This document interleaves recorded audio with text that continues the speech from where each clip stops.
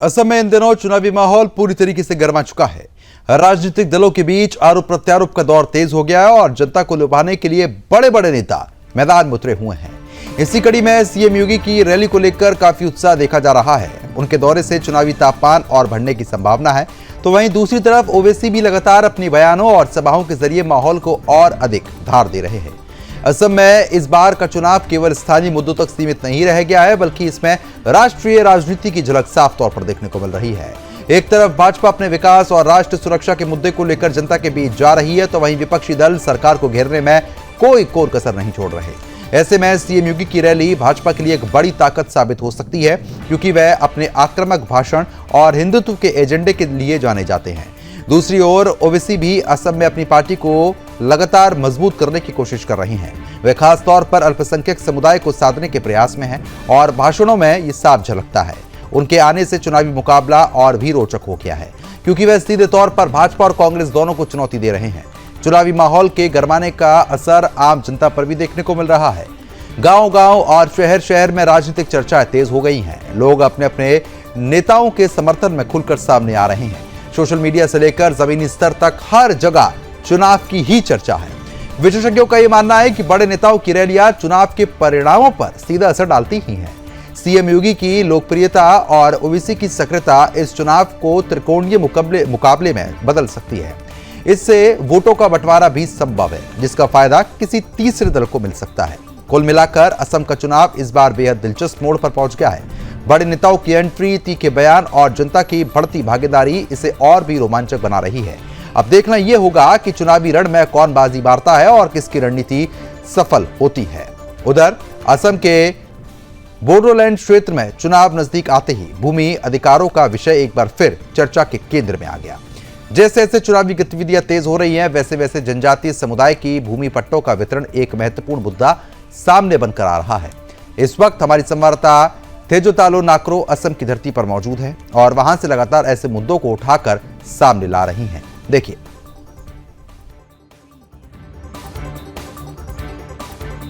असम के अंदर ये एनडीए का संकल्प है कि असम की धरती को लव जिहाद और लैंड जिहाद की धरती नहीं बनने देंगे।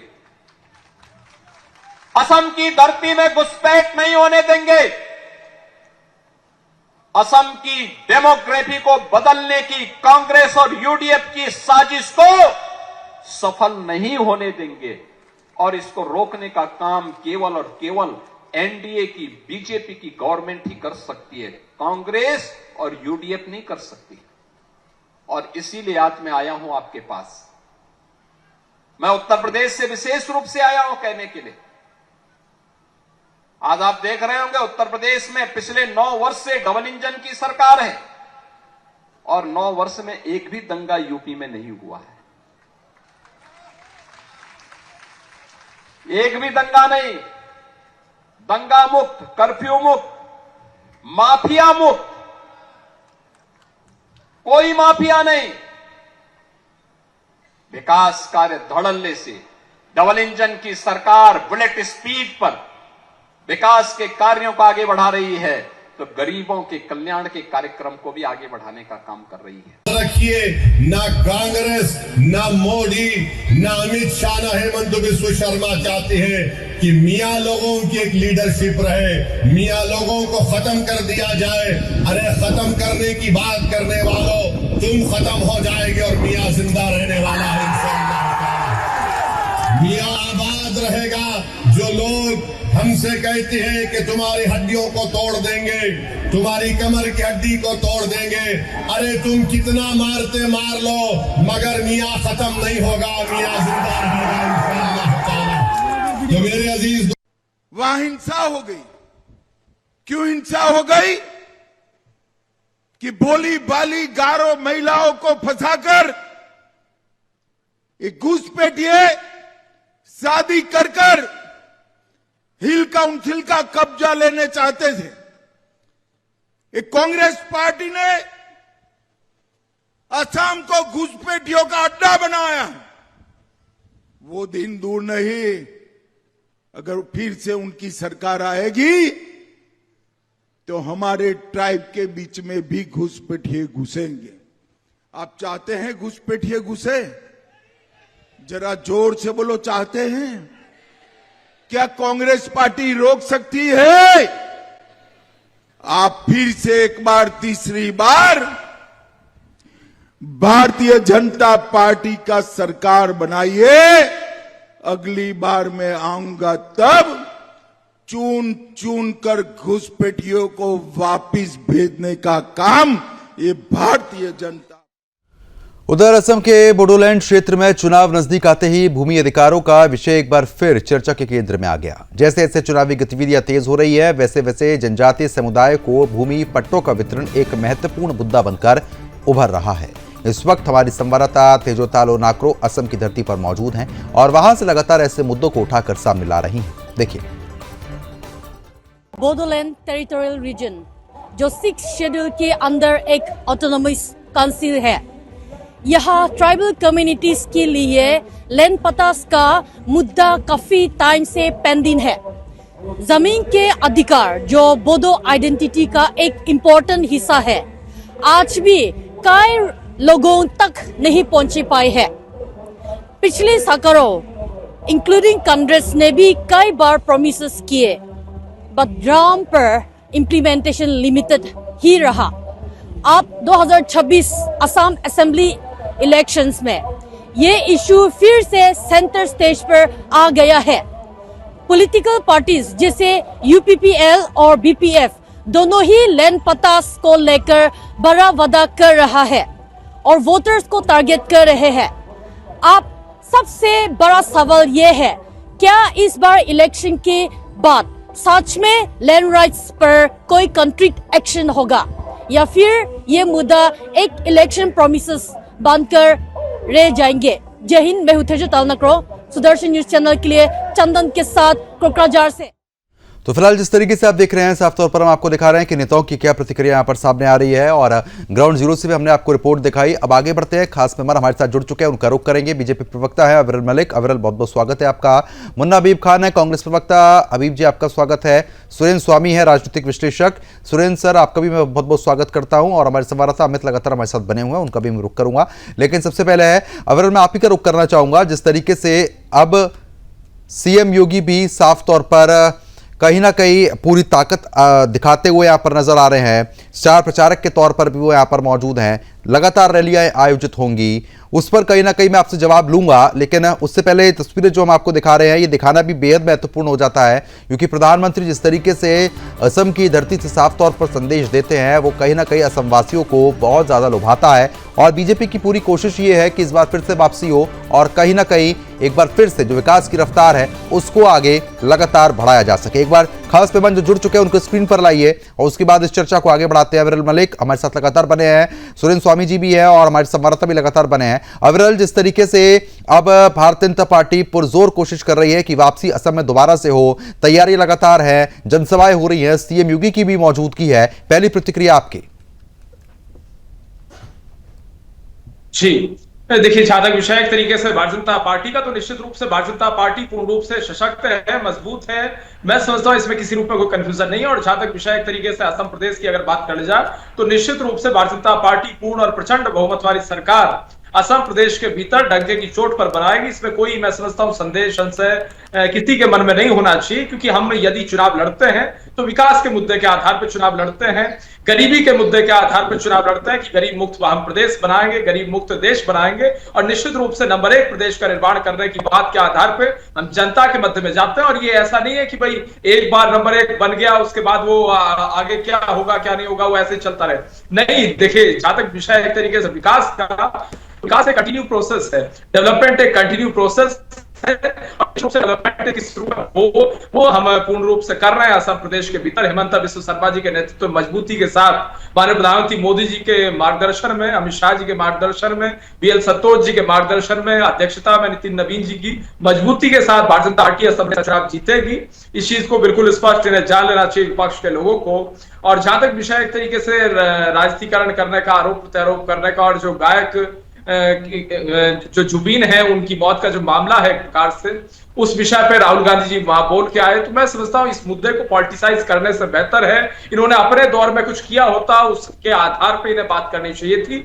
लेकिन निश्चित रूप से जो मुद्दा है बहुत गंभीर है, इसमें किसी रूप में दो राय नहीं है, और वो भारतीय जनता पार्टी हर मुद्दे की सच्चाई को सामने ला सकती है, उजागर कर सकती है। और उसके साथ साथ जहां तक विषय घुसपैठ की अगर बात कर ली जाए तो घुसपैठियों को किसी रूप में नहीं बख्शा जाएगा।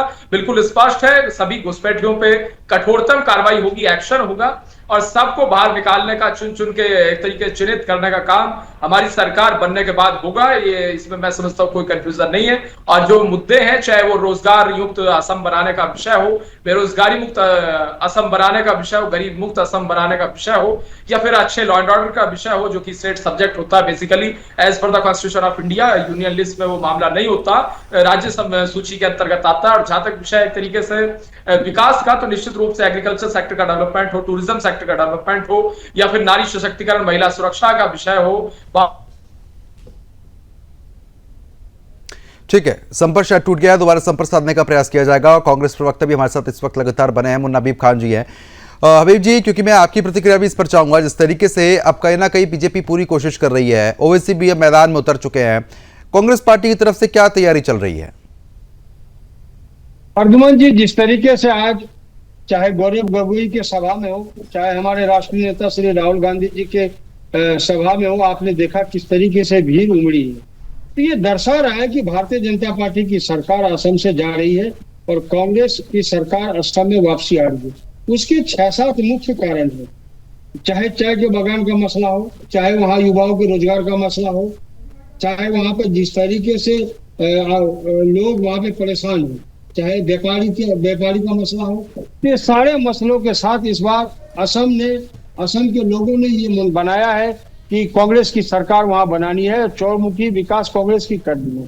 आपने देखा होगा कि कांग्रेस के प्रचार के दौरान सिर्फ और सिर्फ मुद्दे की बात होती है, सिर्फ और सिर्फ विकास की बात होती है कि 5 साल लगातार हेमंत बिस्वा शर्मा की नेतृत्व में बीजेपी की सरकार रही, लेकिन कोई ऐसे काम नहीं हुए जो असम के जनता के हित में हुआ हो, चाहे युवाओं के हित में हुआ हो, व्यापारी के हित में हुआ हो, किसान के हित में हुआ हो, जवान के हित में हुआ हो, या महिला सुरक्षा की बात है।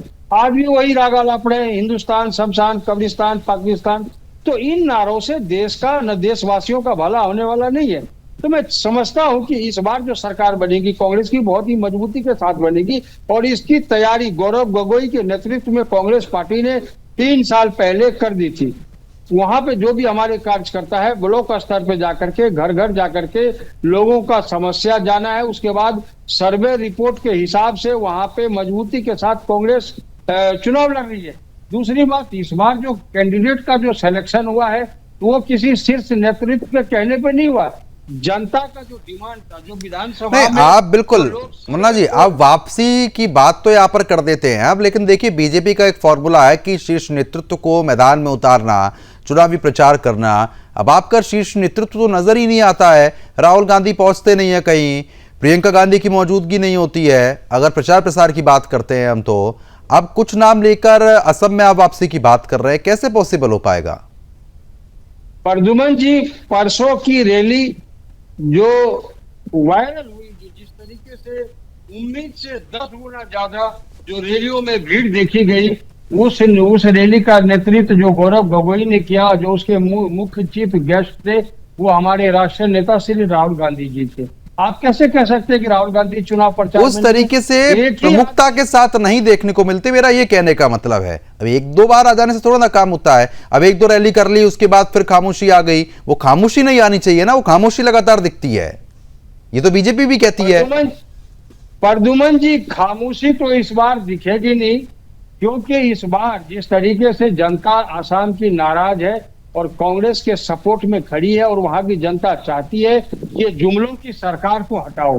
अभी हमारे मित्र, घनिष्ठ मित्र है अविरल मलिक जी, बीजेपी के प्रवक्ता, ये विकास की बात करते थे। मैं ये कह रहा हूँ, आसाम से लेकर के दिल्ली तक लगातार 2014 से 2026 12 साल तक आपकी सरकार है। आप बताइए, 12,000 अगर आपने नौकरियां दी हो तो 12 ऐसे विकास बताइए जो देश के हित के लिए क्या हो। आपके सरकार में कोई ऐसे विकास के कार्य हुए तो बताइए। जो आप कहते थे सबका साथ सबका विकास, सबका साथ तो मिला, सबका विकास नहीं हुआ। विकास 5 लोगों के हुए, अडानी, अंबानी, नीरव मोदी, मेहुल चोकसी, ललित मोदी। छठा अगर किसी आदमी का, किसी व्यक्ति का विकास हुआ है, चाहे हमारे हिंदुस्तान के कोई लोग आकर के कह दे कि नहीं नहीं नरेंद्र मोदी जो कहते हैं वो करते। आज देश में ये प्रचार चल रहा है कि झूठों की सरकार है और नरेंद्र मोदी जी झूठों के सरदार है। और उसके बाद भी फिर अगर ये प्रचार आप बता रहे हैं कि अगर ऐसा चल रहा है, उसके बाद भी आपकी वापसी नामुमकिन हो रही है, अगर ऐसा है तो आप लोग वापस क्यों नहीं आ पाते हैं? मैं आपको तो कह रहा हूं सर कि वापसी इस बार जनता करेगी। जनता का जो अच्छा, जो अभी आप रैली का जिक्र कर रहे थे, हम पूछ लेते हैं। अमित चौहान हमारे संवाददाता असम से ही इस वक्त वहां पर मौजूद हैं, बताएंगे। अमित, क्योंकि जिस तरीके से हबीब खान जी कांग्रेस प्रवक्ता हैं, साफ तौर पर कह रहे हैं कि अभी हुई थी एक बड़ी रैली, इसमें राहुल गांधी भी पहुंचे थे और बहुत बड़ा हुजूम था, जनसंख्या बहुत ज्यादा पहुंची थी वहां पर। क्या सच्चाई है उसकी वो भी बताइएगा, और जमीनी हकीकत क्या कहती है इस बार वो भी बताइए, क्योंकि सीएम योगी भी वहां पर पहुंचे हुए हैं, प्रचार प्रसार कर रहे हैं। क्या अपडेट है, विस्तार से बताएं।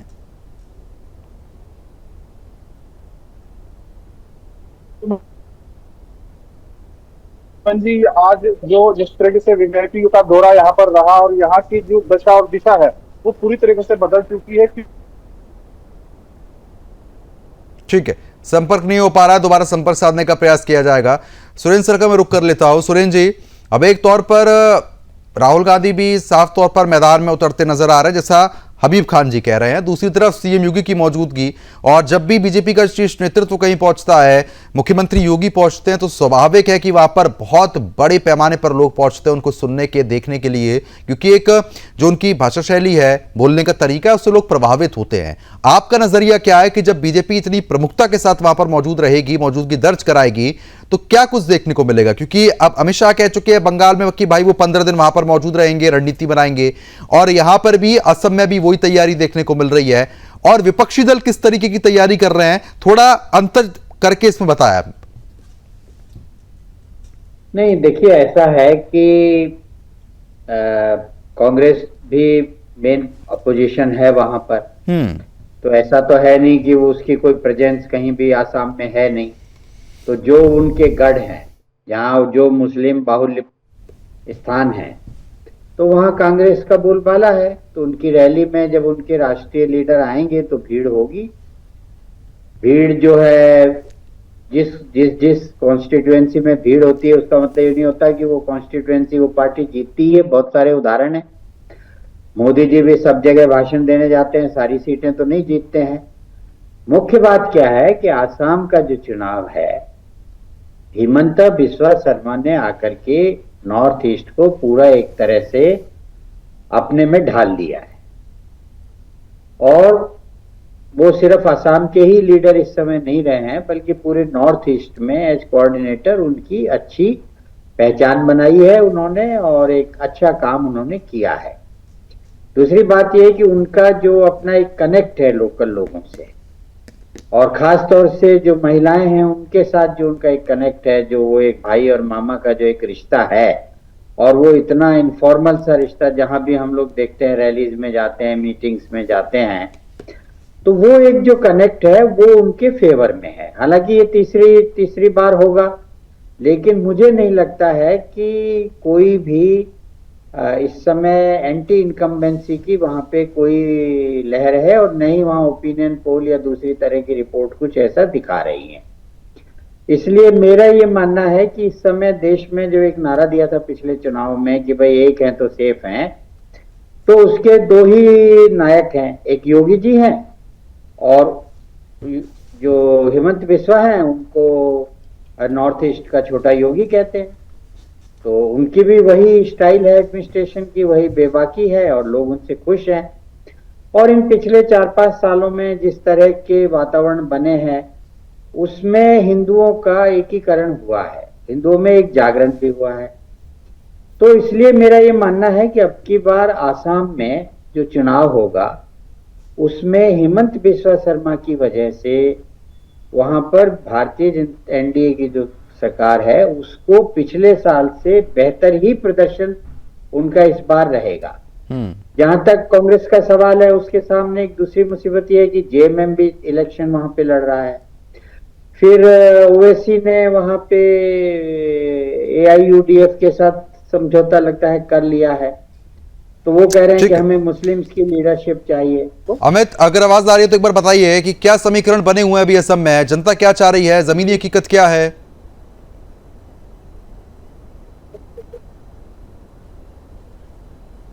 देखिए प्रद्युमन जी, यहाँ की जो जनता है, सीधी सीधी सी बात, वो सुरक्षा को लेकर काफी चिंतित है। जिस तरीके से यहाँ पर लैंड जिहाद था और मियाँ और मुस्लिम की जो तुष्टीकरण की राजनीति है, उससे यहाँ की जनता मुक्ति चाहती है। उनको लगता है कि भाजपा ही एकमात्र ऐसी पार्टी है जो सुरक्षा प्रदान कर सकती है, क्योंकि जो सत्र की जमीनी थी, भारी मात्रा पर जो है जिहादी को भगाया गया है। और जिस तरीके से हेमंत बिस्वा शर्मा जी खुले मन से बोलते हैं, और वो जो उनकी भाषा शैली है, उसको यहाँ के लोग पसंद करते हैं। और आपने देखा भी उनकी सभाओं में जिस तरीके से भीड़ बढ़ रही है और जो स्नेह है वो यहाँ की जनता पर लुटा रहे हैं, उसको यहाँ की जनता स्वीकार कर रही है। अगर हम बात कांग्रेस की करें, तो आज जिस तरीके से योगी आदित्यनाथ की रैली हुई है, उसके बाद कांग्रेस का जो है सुपड़ा साफ होता हुआ नजर आ रहा है, क्योंकि कांग्रेस जो भी है वो ढुलमुल गोलमोल बातें कर रही है। और यहाँ की जनता स्पष्टवादी है, वो सुरक्षा चाहती है, मां कामाख्या की धरती है। और यहाँ पर जो लैंड जिहाद है, जो घुसपैठ है, उससे जो भाजपा प्रखर होकर और मुखर होकर इस मुद्दे पर बोल रही है, वहां कहीं ना कहीं कांग्रेस जो है इससे बचती हुई नजर आ रही है।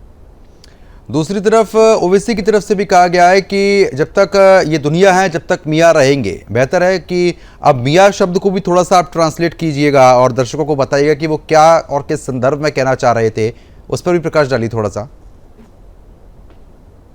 प्रतिबंध जी, थोड़ा आवाज बीच में कट हुआ था, एक बार फिर से रिपीट करेंगे? जिस तरीके से अब ओवैसी भी लगातार चुनावी मैदान में है और मियाँओं को लेकर जिस तरीके की प्रतिक्रिया दे रहे हैं, वो भी बताएं एक बार।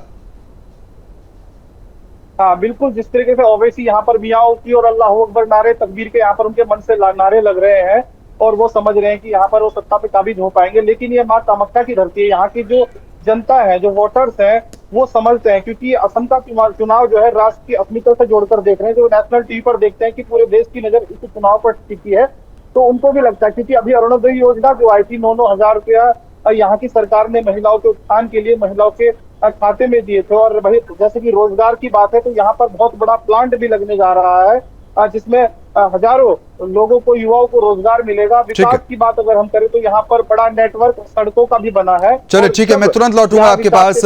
अविरल, एक तरफ तो अब साफ तौर पर कहीं ना कहीं अल्पसंख्यकों के वोटों को पाने की कोशिश जिस तरीके से ओवैसी कर रहे हैं, और एक संकेत और साफ तौर पर संदेश वो यहाँ पर दे ही गए अपनी रैली में, और जो शब्द थे वो सुनने लायक शब्द थे, और सुन के ये समझ में आता है कि ओवैसी की मानसिकता क्या है। उन्होंने कहा कि जब तक दुनिया है, जब तक मियाँओं को यहां से कोई नहीं हटा सकता, यानी कि बांग्लादेशियों को और घुसपैठियों को, उनको मियाँ वहां पर कहा जाता है असम में। इससे आप समझ सकते हैं कि ओवैसी की क्या सोच है और क्या आगे का दृष्टिकोण है।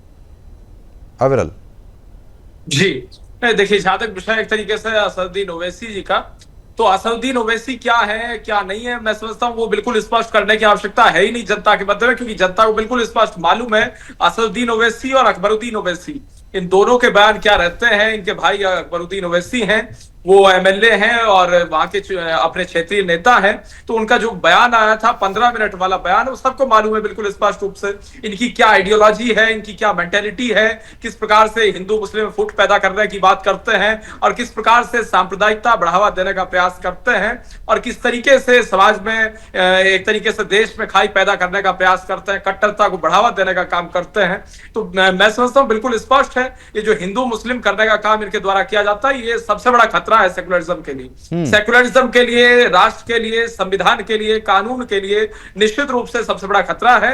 और जहां तक विषय माननीय प्रधानमंत्री मोदी जी के मजबूत नेतृत्व का, मैं समझता हूं सबका साथ, सबका विकास, सबका विश्वास, सबके प्रयास की एक और हम बात करते हैं। हम एक भारत श्रेष्ठ भारत की बात करते हैं, नंबर 1 असम की बात करते हैं, मजबूत राष्ट्र की बात करते हैं, विकसित भारत की बात करते हैं, 2047 के लक्ष्य के साथ आगे बढ़ने का काम करते हैं, और उसके साथ साथ आत्मनिर्भर भारत की बात करते हैं। और जहां तक राज्य का विषय है, बिल्कुल स्पष्ट है, घुसपैठिया मुक्त असम का निर्माण कैसे हो, घुसपैठिया मुक्त राष्ट्र का निर्माण कैसे हो और किस तरीके से जो घुसपैठिए हैं उनको चिन्हित करके बाहर निकाला जाए, सामने लाया जाए, उसकी हम निश्चित रूप से चिंता करते हैं। और जहां तक विषय घुसपैठियों का केवल एक तरीके से मैं समझता हूं दिखाने के लिए मुद्दा नहीं है, ये बहुत गंभीर मामला है, बहुत ही गंभीर मुद्दा है और ये राष्ट्र की सुरक्षा से जुड़ा मुद्दा है। तो मैं समझता हूं राष्ट्र की सुरक्षा के साथ, देश की सुरक्षा के साथ किसी प्रकार से खिलवाड़ नहीं होने दिया जाएगा और ये देश किसी रूप में धर्मशाला नहीं है, ये माननीय अमित शाह जी पहले भी बिल्कुल स्पष्ट कह चुके हैं। चलो ठीक है, अब समय कम है। आप सभी खास मेहमानों का बहुत बहुत शुक्रिया तमाम जानकारी और महत्वपूर्ण बातों के लिए यहां पर साझा करने के लिए। तो फिलहाल जिस तरीके से आपने देखा सत्ता का महासंग्राम सजा हुआ है, नेताएं लगातार रैलियां पर कर रहे हैं। देखने वाली बात यह होगी कि आखिरी मोहर जनता किसके नाम पर लगाती है।